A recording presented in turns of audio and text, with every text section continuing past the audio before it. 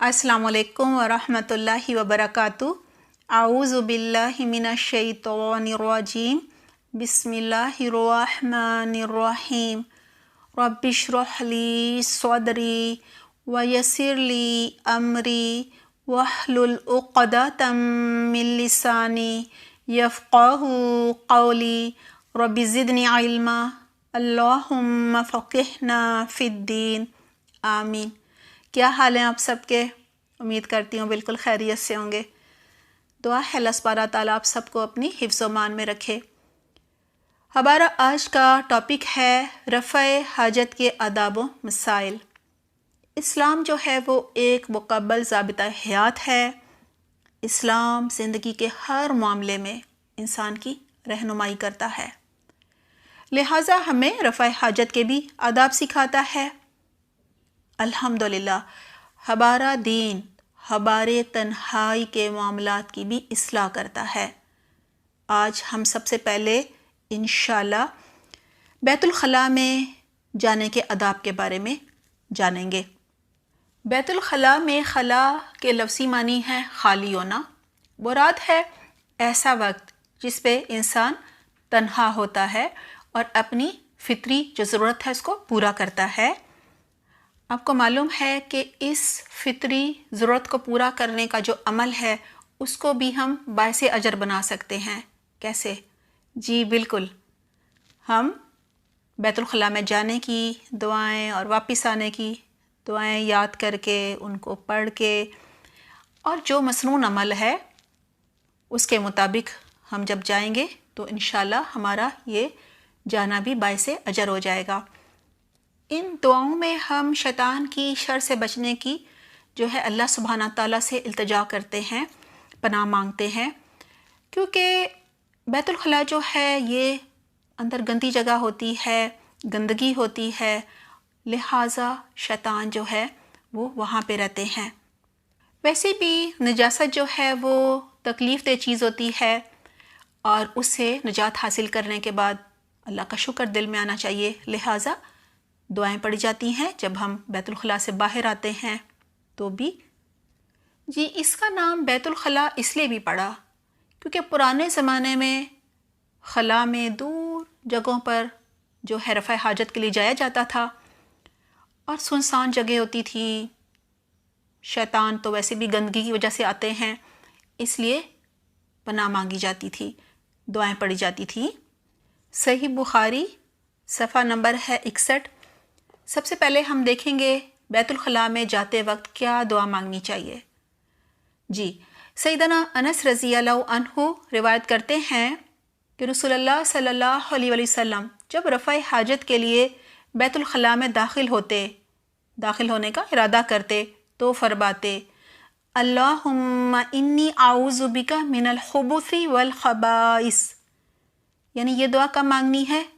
باہر بیت الخلاء میں داخل ہونے سے پہلے مانگنی ہے۔ اللہم اے اللہ، انی بے شک یقیناً، اعوذ بک میں تیری پناہ مانگتی ہوں، من الخبث ناپاک جنوں سے، والخبائث اور ناپاک جنیوں سے، ان کی شر سے پناہ مانگتی ہوں۔ یہ صحیح بخاری میں ہے۔ رسول اللہ صلی اللہ علیہ وسلم نے فرمایا بیت الخلاء جنوں اور شیطانوں کے حاضر ہونے کی جگہ ہے، لہٰذا جب تم بیت الخلاء میں جاؤ تو کہو اعوذ باللہ من الخبث والخبائث، میں اللہ کی پناہ میں آتی ہوں نر اور مادہ خبیث جنوں کی شر سے۔ یہ سنن ابی داؤد میں ہے۔ آئیے اب جانتے ہیں بیت الخلاء سے نکلتے وقت کیا دعا مانگنی چاہیے۔ حضرت عائشہ رضی اللہ عنہا روایت کرتی ہیں جب رسول اللہ صلی اللہ علیہ وسلم بیت الخلاء سے نکلتے تو فرماتے غفرانک، اے اللہ میں تجھ سے بخشش چاہتی ہوں۔ یہ سنن ابی داؤد میں ہے۔ آئیے اب جانتے ہیں رفع حاجت کے مسائل کیا ہوتے ہیں۔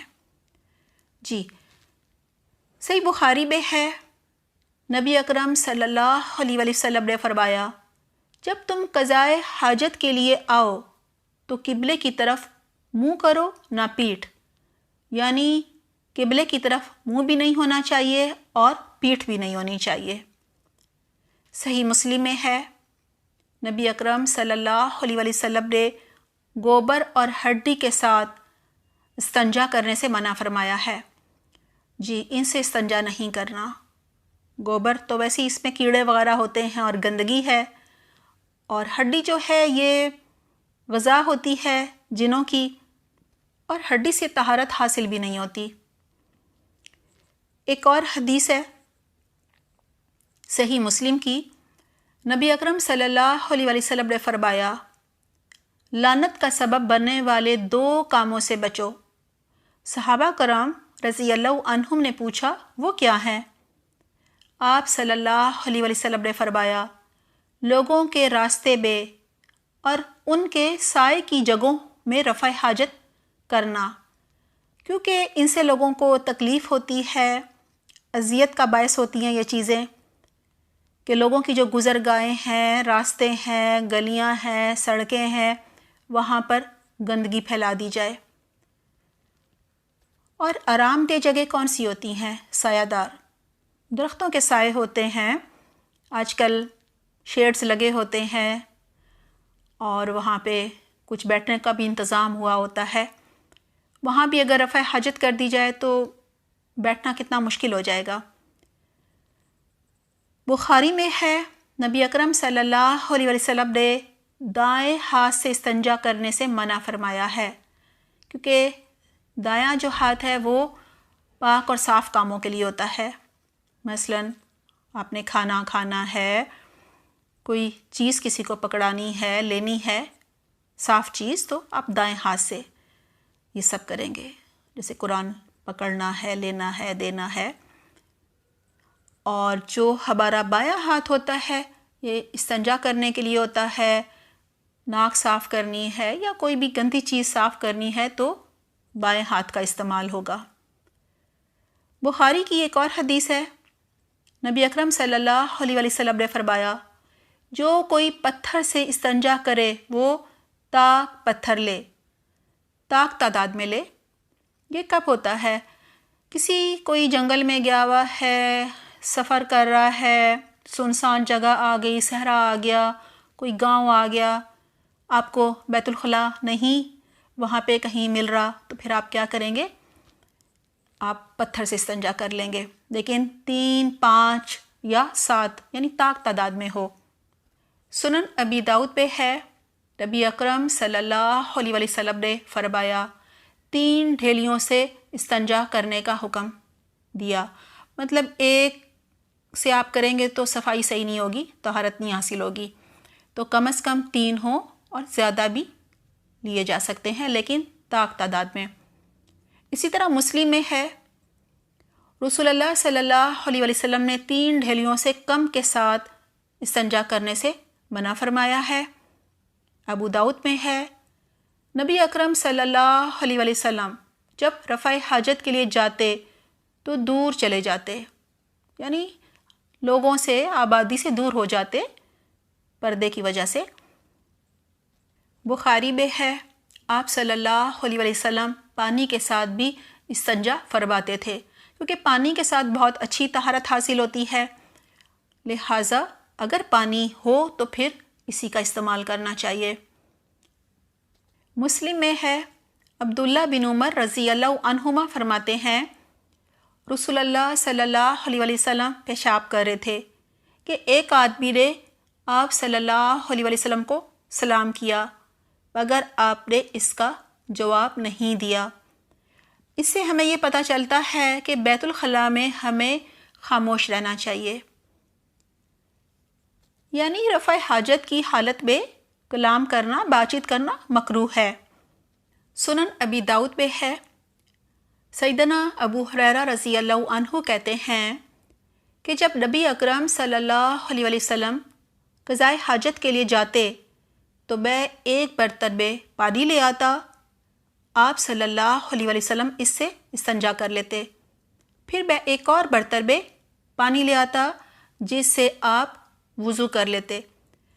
اس حدیث سے یہ پتہ چلتا ہے کہ ایک ہی برتن میں جو پانی ہوتا ہے اس سے آپ استنجا اور وضو دونوں کام نہیں کر سکتے، کیونکہ ایک نجاست والا کام ہے نا، اور وضو جو ہے آپ نے کلی بھی کرنی ہے، وہ ایک پاک صاف برتن ہونا چاہیے، لہٰذا دونوں کے لیے الگ الگ برتن استعمال کیا جائے گا۔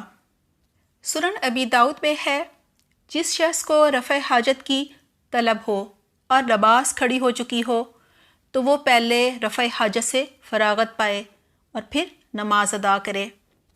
صحیح مسلم میں ہے، نبی اکرم صلی اللہ علیہ وسلم نے فرمایا، جب کھانا حاضر ہو یا آپ نے بیت الخلاء جانا ہو، اس کی حاجت آپ کو شدید ہو رہی ہو تو نماز نہیں ہوتی۔ جی اس کی کیا وجہ ہے؟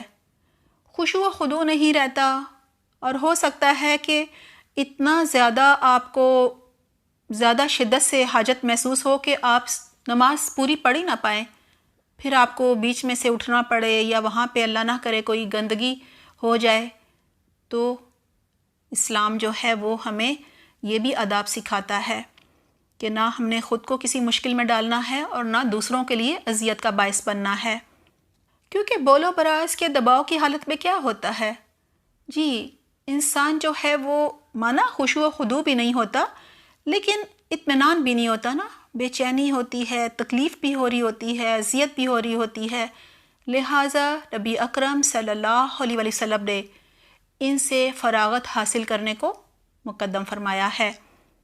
بخاری کی ایک اور حدیث ہے، اور اس حدیث سے ہمیں پتہ چلتا ہے کہ پیشاب کے چھینٹوں سے نہ بچنا جو ہے وہ کتنے بڑے عذاب میں مبتلا کر دے گا ہمیں قیامت کے دن۔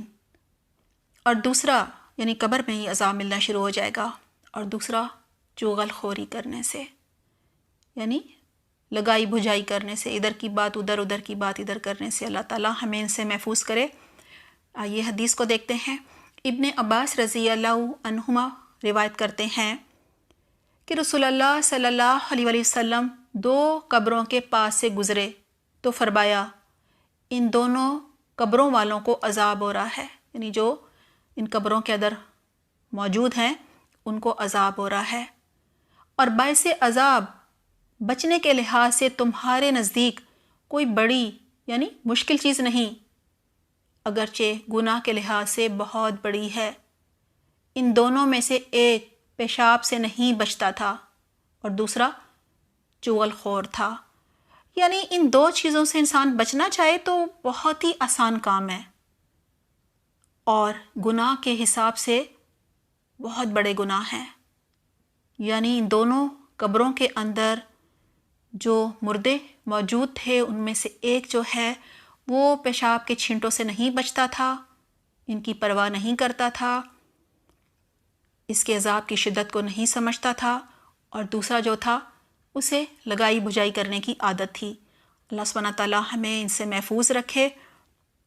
یہاں یہ چیز بھی سمجھ لیجئے کہ اس حدیث میں جو آپ صلی اللہ علیہ وسلم فرما رہے ہیں وہ غیب کی خبر ہے، جو کہ آپ صلی اللہ علیہ وسلم کو بذریعہ وحی ملی تھی۔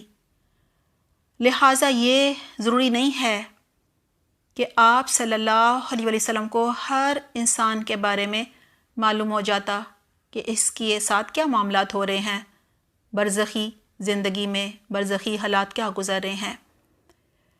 یہی وجہ ہے کہ جب آپ صلی اللہ علیہ وسلم سے مشرکین کے فوت شدہ بچوں کے انجام کے بارے میں سوال کیا گیا تو آپ صلی اللہ علیہ وسلم نے فرمایا، اللہ ہی بہتر جانتا ہے۔ یہی کہ وہ بڑے ہوتے تو کیسے اعمال کرتے یہ تو اللہ ہی کو معلوم ہے نا۔ لہٰذا یہاں سے یہ بھی بات پتہ چلتی ہے کہ غیب کی ہر خبر صرف اللہ تعالیٰ کو معلوم ہے۔ نبی صلی اللہ علیہ وسلم کو صرف وہی خبر معلوم ہوتی تھی جو آپ صلی اللہ علیہ وسلم کو اللہ سبحانہ تعالیٰ بتا دیتے تھے۔ اور اس حدیث سے ہمیں یہ بھی معلوم ہوتا ہے کہ پیشاب کے چھینٹوں سے سخت پرہیز کرنا چاہیے، بچوں کو ٹریننگ دینی چاہیے۔